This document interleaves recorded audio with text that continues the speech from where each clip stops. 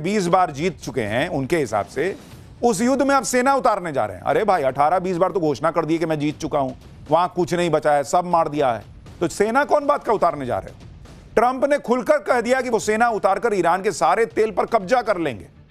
यानी जो बातें अब तक सिर्फ हवा में चल रही थी उसे ट्रंप ने कंफर्म कर दिया कि ईरान में सेना उतारने से ट्रंप नहीं हिचकेंगे।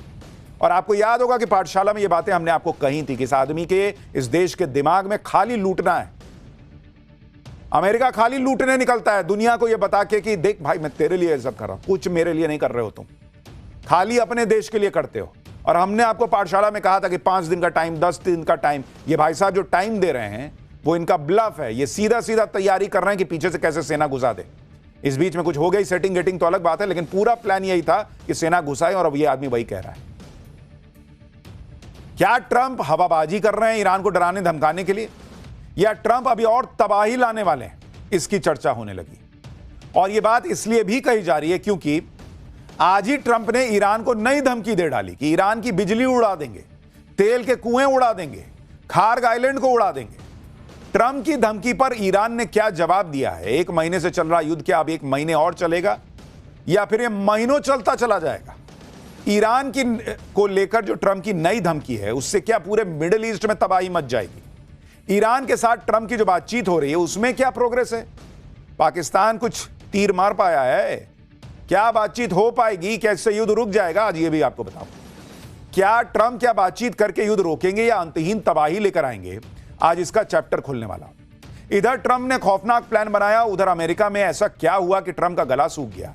कैसे युद्ध से ट्रंप की कुर्सी पर बनाई है 80 लाख लोग क्यों ट्रंप के खिलाफ सड़क पर आ गए? क्या ट्रंप की जान को भी खतरा है? ट्रंप के साथ क्या खेला हो गया? उनकी कुर्सी क्या चली जाएगी? क्या ईरान ट्रंप को मार देना चाहता है, व्हाइट हाउस पे सीधा अटैक करेगा क्या? खुद ट्रंप क्या बता रहे हैं? बहुत कुछ है इस पहले चैप्टर में आपको बताने के लिए, लेकिन पहले एक ट्रेलर देखिए।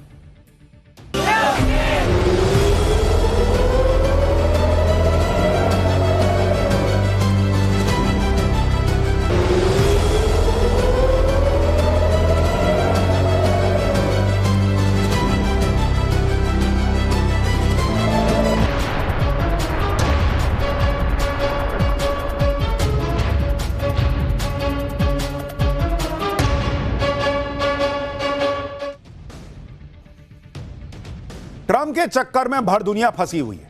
30 दिन से युद्ध चल रहा है, हाहाकार मचा हुआ है। लेकिन ट्रंप क्या कह रहे हैं, क्या सोच रहे हैं, क्या कर रहे हैं, यह किसी को समझ में नहीं आ रहा। ट्रंप एक सांस में ईरान का सब कुछ बर्बाद करने की धमकी देते हैं, दूसरी सांस में कहते हैं कि ना बहुत अच्छी बातचीत चल रही। हमारे यहां शेयर मार्केट बंद होने के बाद और उधर अमेरिका में शेयर मार्केट खुलने के कुछ घंटे पहले ट्रंप ने नया बयान दिया। क्या बयान दिया भाई साहब? कि ईरान में अपने सैन्य अभियान को खत्म करने के लिए अमेरिका नई ईरानी रिजीम के साथ बात कर रहा है। ईरान के साथ बातचीत में काफी प्रगति हुई है।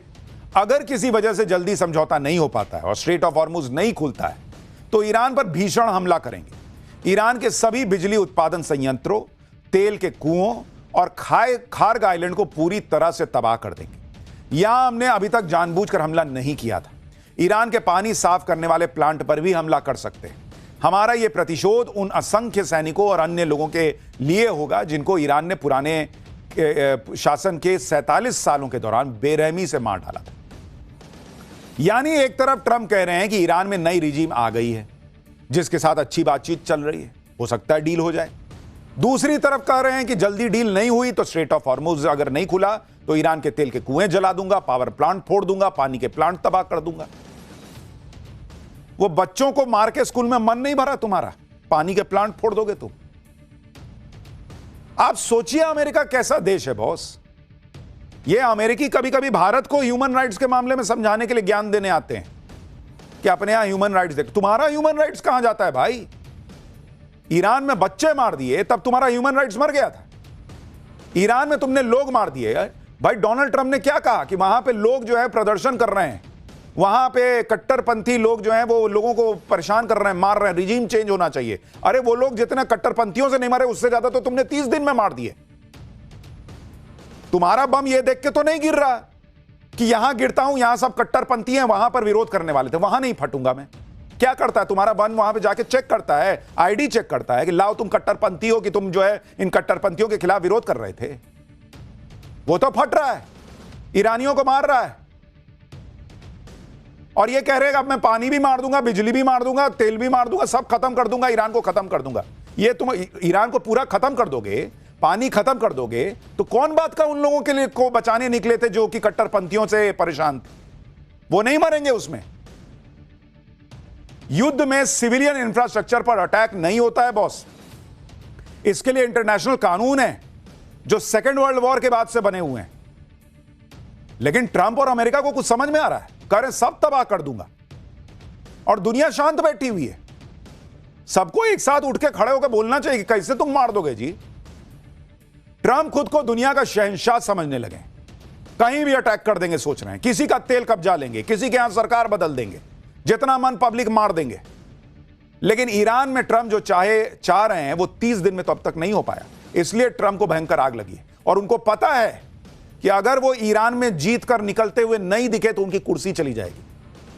आज ट्रंप ने ईरान पर समझौता करने के लिए दबाव डाला है और कहा है कि डील नहीं की तो ईरान के पावर प्लांट, तेल के कुएं सब तबाह कर दूंगा, खार्ग आइलैंड नष्ट कर दूंगा। लेकिन यही ट्रंप एक दिन पहले बोल रहे थे कि उनकी दिलचस्पी ईरान के तेल पर है। ट्रंप ने कहा था कि ईमानदारी से कहूं तो मेरी पसंदीदा चीज है ईरान का तेल लेना। लेकिन अमेरिका में कुछ बेवकूफ लोग कहते हैं कि आप ऐसा क्यों करना चाहते हैं। ट्रंप ने कहा कि हो सकता है कि हम खार्ग आइलैंड पर कंट्रोल कर लें, इसका मतलब हमें कुछ समय तक वहां रहना पड़ेगा।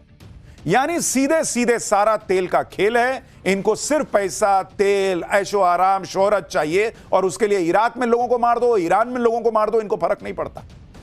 हां, अमली जामा पहना के मारो कि भाई मैं दुनिया के लिए सब कर रहा हूं। अरे जाओ, दुनिया के लिए करो। ट्रंप ने खौफनाक प्लान बना रखा है। इसलिए आप देखिए कि ईरान में ग्राउंड पर फौज उतारने की जो बातें चल रही थी वो बातें और पुख्ता होती चली जा रही हैं। ईरान के तेल पर कब्जा करने और यूरेनियम उठाकर लाने के लिए अमेरिकी सैनिक ईरान में घुस सकते हैं, कहा जा रहा है। अमेरिका के 5000 सैनिक खाड़ी देशों में पहुंच चुके हैं। 50,000 अमेरिकी सैनिक पहले से वहां मौजूद हैं। अमेरिका ने हफ्तों तक ग्राउंड ऑपरेशन की तैयारी पूरी कर ली है। स्पेशल फोर्सेस का ऑपरेशन जल्दी ही लॉन्च हो सकता है। स्ट्रेट ऑफ हॉर्मुज के पास अमेरिकी आर्मी रेड कर सकती है। अमेरिका ईरान से 400 किलो हाईली इनरिच्ड यूरेनियम और 200 किलो 20% इनरिच्ड यूरेनियम हथियाना चाहता है। इससे युद्ध लंबा चलेगा भी नहीं और अप्रैल के बीच में युद्ध खत्म हो जाएगा। यानी ये बातचीत की नौटंकी, ये 5 दिन 10 दिन, ये सब इस तैयारी के लिए था। यूरेनियम के बहाने अमेरिका ग्राउंड ऑपरेशन की तैयारी कर रहा है।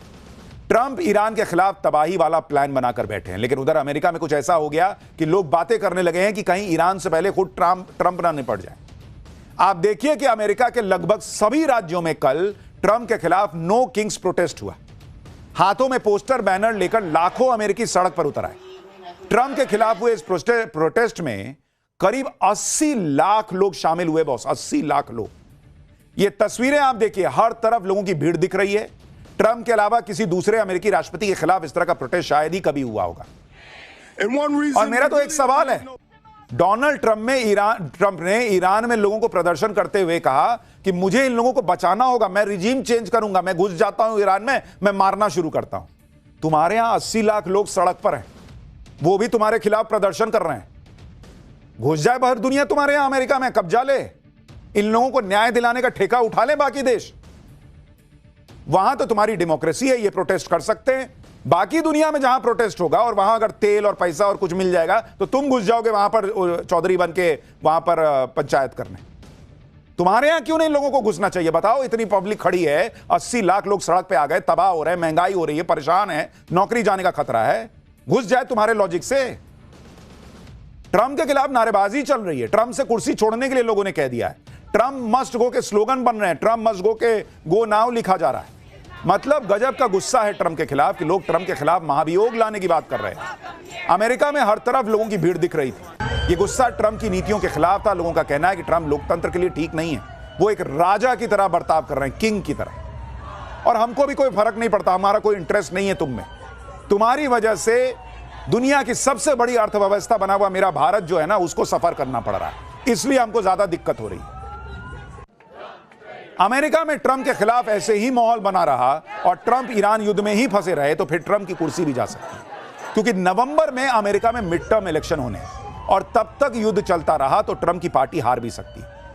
मिड टर्म इलेक्शन में अमेरिकी संसद के निचले सदन यानी हाउस ऑफ रिप्रेजेंटेटिव्स की सभी 435 सीटों पर वोटिंग होनी, जहां फिलहाल ट्रंप की रिपब्लिकन पार्टी को मामूली बहुमत हासिल है। अभी हाउस ऑफ रिप्रेजेंटेटिव में ट्रंप के पास एक निर्दलीय का समर्थन मिलाकर 218 सीट है, जबकि डेमोक्रेट्स के पास 214। वहीं मिड टर्म इलेक्शन में अमेरिकी संसद के ऊपरी सदन सीनेट की 100 में से करीब 1/3 सीटों पर वोटिंग होनी है। अभी सीनेट में ट्रंप की रिपब्लिकन पार्टी 53 सीटों के साथ बहुमत में है, जबकि डेमोक्रेट के पास 45 सीटें। बैटिंग प्लेटफॉर्म पॉली मार्केट के मुताबिक मिड टर्म इलेक्शन में डेमोक्रेटिक पार्टी की जीतने के चांस करीब 80% हैं, जबकि रिपब्लिकन का चांस मात्र 20% है। और ट्रंप यह अच्छी तरह से समझते हैं कि जिस तरह उनका विरोध बढ़ रहा है, जिस तरह से उनका ग्राफ गिर रहा है, उसका असर इस मिड टर्म चुनाव पर दिखेगा। उनकी पार्टी चुनाव हारी तो उनके खिलाफ महाभियोग का प्रस्ताव लाया जा सकता है, जिसका अंदेशा ट्रंप रिपब्लिकन सांसदों के साथ जनवरी में पहले ही बैठक में बता चुके हैं।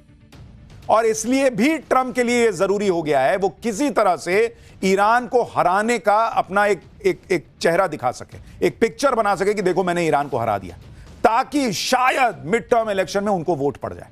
नहीं तो जो हालात हैं, ट्रंप की कुर्सी जो है ना, वो बहुत खतरे में है। वो रिजीम चेंज करने निकले थे, भाई साहब आपका रिजीम चेंज ना हो जाए। और आप ट्रंप ने जो महाभियोग आने वाला है इसका बयान दिया था, उनको पता था ना कि वो क्या कर रहे हैं, पब्लिक में क्या है। ट्रंप को अगर महाभियोग का डर सता रहा है तो वो गलत नहीं है, क्योंकि एक तरफ तो अमेरिकी पब्लिक में भारी नाराजगी है, रोजगार, महंगाई और विदेश नीति पर ट्रंप के खराब परफॉर्मेंस से पब्लिक गुस्से में है। ट्रंप की रिपब्लिकन पार्टी की एनुअल मीटिंग के दौरान भी लोगों का गुस्सा दिखाई दिया। ट्रंप की पार्टी के नेता ने पूछा कि कितने लोग इंपीचमेंट की सुनवाई देखना पसंद करेंगे। इस पर लोगों ने चिल्लाकर हां में जवाब दिया, जिससे ट्रंप की पार्टी के नेता अलबला गए और बोले कि इसका जवाब नहीं में देना था। आप सोचिए कि ट्रंप के समर्थक ही नारे लगा रहे हैं कि हम महाभियोग का आते हुए देखना चाहते हैं, और भाई साहब की बेइज्जती हो गई, कह रहे हैं कि इनको कॉफी पिलाओ, लगता है नींद में। अरे नींद में है, वो जागे हुए, उनको दिख रहा है तुम्हारा देश क्या कर रहा है। अमेरिका में जो माहौल है उसमें ट्रंप अब ज्यादा दिन तक ईरान युद्ध में उलझे रहने का रिस्क नहीं ले सकते, इसलिए वो ईरान को तबाह करने की धमकी के साथ साथ ईरान से अच्छी बातचीत होने की बातें भी कर रहे हैं। अमेरिकी एक्सपर्ट विलियम ली के मुताबिक ट्रंप भले ही खाड़ी में सैनिक उतार रहे हैं, लेकिन यह युद्ध बढ़ाने के लिए नहीं, दबाव बनाने के लिए। ट्रंप के पास कम समय है, उनके ऊपर युद्ध जल्द से जल्द खत्म करने का प्रेशर है। ट्रंप के ऊपर दबाव है कि मिड टर्म से पहले यानी गर्मी की शुरुआत से पहले युद्ध को खत्म करो, नहीं तो युद्ध का बुरा प्रभाव उनकी पार्टी पर पड़ेगा और सत्ता का कंट्रोल रिपब्लिकन पार्टी के हाथ से निकल सकता है। अगर अमेरिका ग्राउंड अटैक करता भी है तो यह बहुत टारगेटेड होगा, जिससे वो फुल स्केल वॉर में ना फंस जाए। ट्रंप अब हर पैतरा आजमा रहे हैं जिससे ईरान पर दबाव करने बने और वो समझौता करें। यहां तक कि अमेरिकी विदेश मंत्री मार्को रूबियो भी ईरान के लोगों की तारीफ कर रहे हैं। देखिए, बात सिर्फ ट्रंप की कुर्सी की नहीं है, ट्रंप को खुद अपनी जान का भी डर सता रहा है। आप देखिए कि जो ट्रंप हमेशा मौज मस्ती के मूड में रहते हैं, नाचते गाते रहते हैं, कभी डांस करते हैं, कभी तलवार लहराकर नाचते हैं, वो इतने सीरियस हो गए कि व्हाइट हाउस में बंकर बनवा रहे हैं। सोचिए, जो व्हाइट हाउस दुनिया की सबसे सुरक्षित जगह मानी जाती है, ट्रंप वहां बंकर बनवा रहे हैं, यानी व्हाइट हाउस में भी ट्रंप सुरक्षित महसूस नहीं कर रहे। अमेरिका की ट्रंप की यह हालत करके छोड़ दी है ईरान ने बॉस, जहां व्हाइट हाउस में भी उनको खतरा लग रहा है।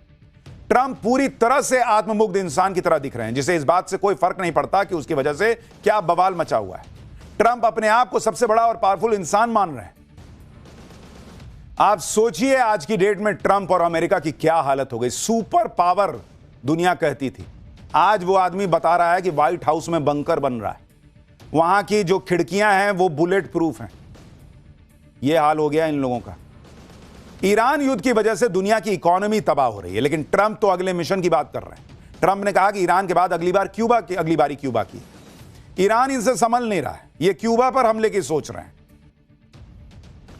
ट्रंप को या तो सुबह सुबह उठ के योगा करना चाहिए या उनको इलाज की जरूरत है। अनुलोम विलोम करें, थोड़ा सोचने की शक्ति बढ़ेगी, नहीं तो सारा तार हिल गया लग रहा है। एक युद्ध में दुनिया को फंसा के कह रहे हैं मैं क्यूबा पे चलूंगा अब हमला कर। ट्रंप जिस तरह से क्यूबा और ग्रीनलैंड की बात फिर से करने लगे हैं, उसी को लेकर कुछ लोग कह रहे हैं कि ईरान से निकलने के लिए वो किसी और मोर्चे पर अमेरिका को लगा सकते हैं। लेकिन ईरान से निकलने के लिए ट्रंप के लिए जरूरी है कि ईरान से कोई अच्छी डील तो हो। भाई पब्लिक को कुछ दिखाएंगे तो कि भाई मैंने ईरान के साथ ये डील की या मैंने ये युद्ध सच में जीत लिया है। क्या बोलेंगे कि नहीं मैं निकल आया। ट्रंप की दिक्कत ही यही है कि ईरान अड़ा हुआ है। उसने भी कह दिया है कि वो लड़ता रहेगा, उसने कह दिया कि ट्रंप की शर्तें जायज ही नहीं है। ट्रंप ने जो नई धमकी दी है उसका भी ईरान मजाक बना रहा है। ईरान की मीडिया की तरफ से ट्रंप का मजाक उड़ाते हुए कहा गया कि ट्रंप की धमकी पर ईरान ने पॉजिटिव रिस्पांस दिया है, स्ट्रेट ऑफ हॉर्मुज को खोल दिया है, लेकिन सिर्फ 2 चाइनीज तेल के टैंकर्स के लिए। भाई वो इनसे मजे कर रहा है।